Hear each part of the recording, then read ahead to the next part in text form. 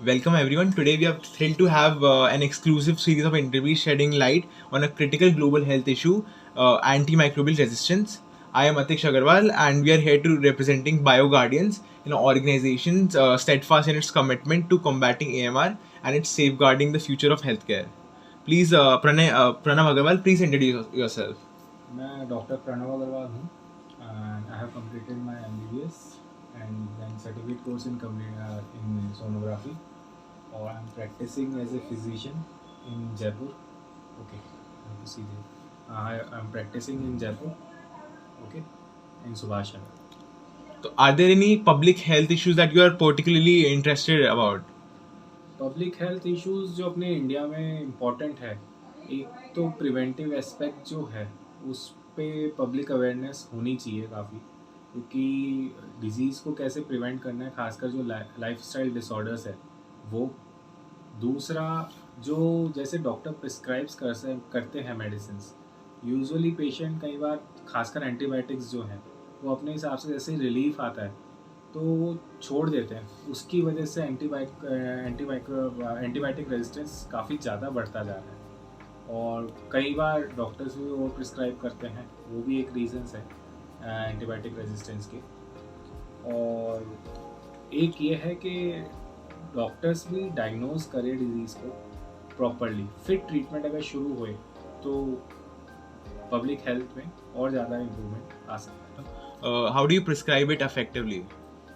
मेरे पास अगर कोई पेशेंट आता है और मतलब अगर मेरे को लग रहा होता है एंटीबायोटिक्स की उसकी कोई ज़रूरत है, तो उसके लिए जनरली ये रहता है कि कोई उसके फीवर है या कोई इन्फेक्शन के साइंस बॉडी में, जैसे मान लो अगर रेस्पिरेटरी इन्फेक्शन है तो कोई फीवर होगा, साथ में गला ख़राब हो सकता है या खांसी हो सकती है, खांसी में स्प्यूटम एक्सपेक्टोरेशंस होगा। अगर पेट में कोई इन्फेक्शन है, गैस्ट्रोएंटराइटिस वगैरह है, तो कोई उसके सिम्टम्स डायरिया वगैरह हो गए। फिर हम लोग मतलब सिम्टम्स पेशेंट के जानने के बाद हम लोग तो हमारे क्लिनिक पे पॉइंट ऑफ केयर के हिसाब से उसका ब्लड टेस्ट करवाते हैं, CBC और CRP और ESR। इससे क्या है, कोई एक्यूट इन्फ्लामेशन, कोई अगर मान लो इन्फेक्शन हो, और एक रूटीन यूरिन भी रूटीन एग्जामिनेशन कराते हैं, और अगर मान लो कोई क्रॉनिक इन्फ्लामेशन हो तो उन सबकी बेसिकली दिमाग में गाइडलाइन हो जाती है सेट कि हाँ यार इसके ये हो सकता है इन्फेक्शन, और फिर रिलेवेंट जो भी इन्वेस्टिगेशन हो वो करवा के फिर उसके बेसिस पे अगर हमको इन सब चीज़ों से, पेशेंट के सिम्टम, इन्वेस्टिगेशन से अगर लग रहा होता है कि हाँ इसके इन्फेक्शंस है, तो फिर हम एंटीबायोटिक उसके शुरू करते हैं। अगर नहीं लग रहा होता, कहीं पे एविडेंस नहीं लग रहा होता, तो फिर हम एक बार एंटीबायोटिक्स नहीं देते हैं और पेशेंट को शॉर्ट फॉलोअप पे बुला लेते हैं। अगर उसको रिलीफ हो जाता है सिंपल सिम्टोमेटिक दवाई से तो ठीक है, नहीं होता तो फिर आगे फिर और ट्रीटमेंट उसका उस हिसाब तो से आपने बताया कि आप पेशेंट्स को कई बार एंटीबायोटिक्स नहीं देना प्रेफर करते हो, लाइक जब नीडलेस नहीं होता। हाँ। तो ऐसा भी कभी होता है कि patients pressure you to give them antibiotics and what do you do in that case? It occurs very rarely.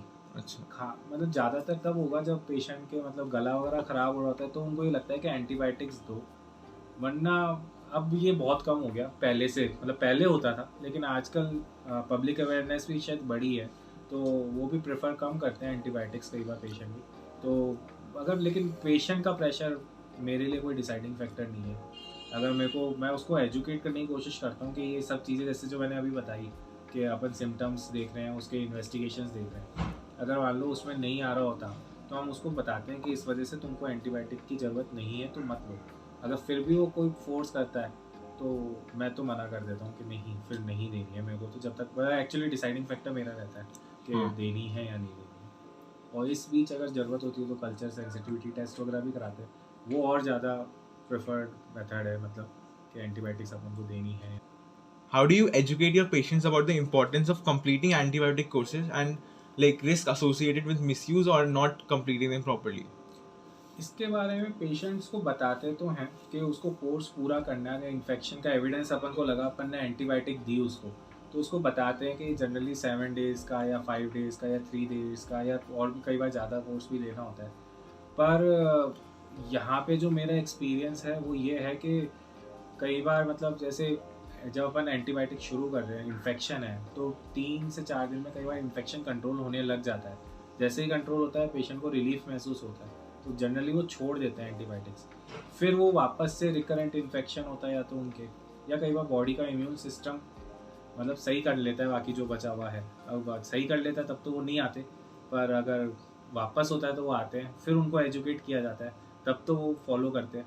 पर फर्स्ट इंस्टेंस में तो बहुत नंबर ऑफ पेशेंट बहुत कम है जो मतलब रेगुलर फॉलो रखते हैं, मतलब वो छोड़ देते हैं ये चीज़, उनके मतलब उनको ये लगता है कि हाँ हमको रिलीफ हो गया तो सही है, एंटीबायोटिक का कोर्स पूरा करना चाहिए, ये अवेयरनेस कम है। ये काफ़ी उनको ये पता है कि हाँ एंटीबायोटिक लेने से नुकसान हो सकता है या फिर साइड इफ़ेक्ट्स के डरते हैं, पर कोर्स पूरा करना चाहिए ये उनके बहुत कम समझ में आता है पेशेंट्स। पर एंटीबायोटिक्स कम लेने की जगह ये भी होता है कि लोग ज़्यादा एंटीबायोटिक्स लेते हैं, जिससे कि एंटी माइक्रोबियल रेजिस्टेंस वो कम होता है, जिससे कि वो एक्चुअली कोर्स पूरा नहीं करते। जैसे अच्छा। एक्चुअली क्या, कई बार बीमारी है जैसे यूरिनरी इन्फेक्शन है, उसका कोर्स कई बार 7 डेज 15 डेज का रहता है, आपको रिलीफ 3rd या 4th डे में आ जाएगा, तो कई बार पेशेंट को ये लगता है कि हाँ यार जब सही हो गए तो क्यों ले, वो शायद ह्यूमन टेंडेंसी है। तो रिलीफ मिलने के बाद रिलीफ मिलने के बाद अपन सब जने लापरवाह हो जाते हैं, तो ये एक बहुत बड़ा रीज़न है जो एंटीबायोटिक रेजिस्टेंस बढ़ा रहा है। और दूसरा एक रीज़न ये हो सकता है कि अपने ओवर द काउंटर ड्रग्स जो होती है, मतलब इंडिया में ऐसे सच कोई कॉन्सेप्ट नहीं है ओवर द काउंटर ड्रग्स का, इसको ओटीसी ड्रग्स बोलते हैं, पर जो केमिस्ट होते हैं या जो फार्मेसीज है वहाँ पे कई बार पेशेंट खुद एंटीबायोटिक्स ले लेते हैं और वो इजीली उनको मिल भी जाती है, तो उसकी वजह से वो जैसे कौन सी रिलेवेंट एंटीबायोटिक लेनी है किस बीमारी में, वो कई बार उनको पता नहीं होता, या फिर उसका गलत तरीके से कोर्स ले लेते हैं, कई बार ज़्यादा डोज ले लेते हैं, उसकी वजह से भी एंटीबायोटिक रेजिस्टेंस बढ़ रहा है। तो ये इसको रोकने का आपके हिसाब से क्या उपाय है, लाइक सोल्यूशन क्या है इसको एंटी माइक्रोबियल रेजिस्टेंस खत्म करने के लिए? रोकने का उपाय तो यही है कि प्रॉपर जो भी कोर्स है वो पूरा होना चाहिए, जितने भी ड्यूरेशन का अपना ट्रीटमेंट होता है, सेल्फ प्रिस्क्रिप्शन नहीं होना चाहिए एंटीबायोटिक्स का खासकर, क्योंकि उससे क्या है रेजिस्टेंस बढ़ेगा। और अगर पॉसिबल हो तो कल्चर सेंसिटिविटी टेस्ट करा के, पर उसकी रिपोर्ट्स कई बार 2 डेज़ बाद आती है ना, कई बार 5 डेज़ भी लगते हैं, जैसे ब्लड कल्चर वगैरह हो तो उनकी रिपोर्ट आने में टाइम लग जाता है, लेकिन अगर हो सके तो वो भी अगर करके दे दवाई तो और ज़्यादा ये मतलब अपन एंटीबायोटिक रेजिस्टेंस रोक सकते हैं। तो आपको क्या लगता है कि इसको हमारी जर्नी रोकने में हमारे चैलेंजेस क्या हो सकते हैं, हमें किस चीज़ पे लाइक फोकस करना चाहिए? शायद पब्लिक अवेयरनेस वो सबसे ज़्यादा है। दूसरा, एंटीबायोटिक्स को ओवर द काउंटर ड्रग्स के रूप में नहीं सेल करे, मतलब कोई जिस तरह के प्रोविजंस अगर हो तो बढ़िया है, क्योंकि ओटीसी ड्रग्स के रूप में अगर दी जाती है तो वो बहुत मतलब फिर बढ़ाएगी रेजिस्टेंस, डेफिनेटली बढ़ाएगी।